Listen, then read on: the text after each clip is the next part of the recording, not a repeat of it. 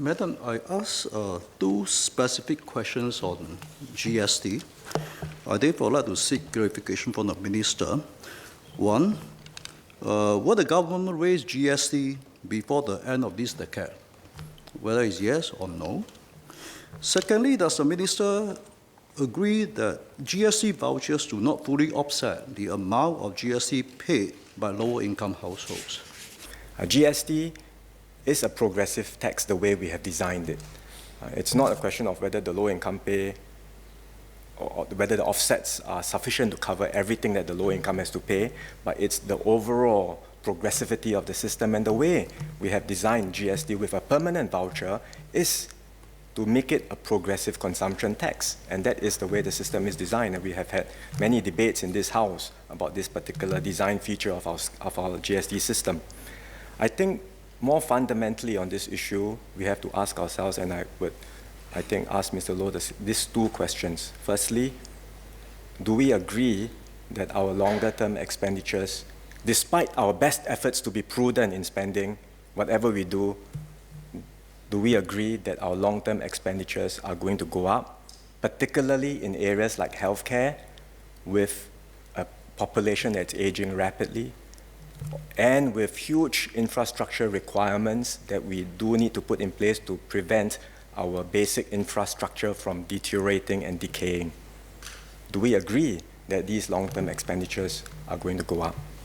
Second, if we agree that long-term expenditures are going to go up, is it not proper and responsible and prudent for the government to start thinking ahead of what these expenditure needs are and preparing for all options and studying what revenue options we need to prepare for this eventuality?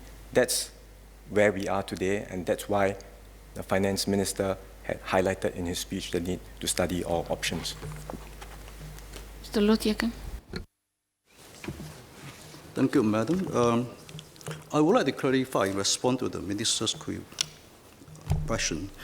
Yes, I would expect the long-term expenditure to go up because of aging population and the need for infrastructure development.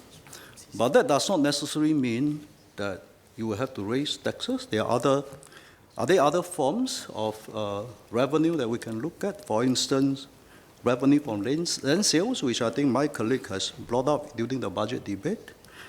And secondly, is it not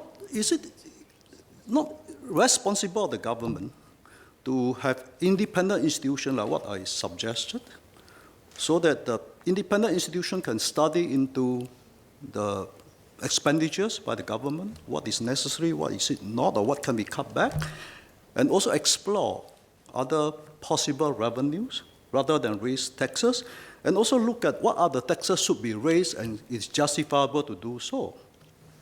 I would expect a responsible government to allow information to be assessed by the public agency, independent, and thereby people can have ample time and ample advice by an independent institution rather than Ministry of Finance.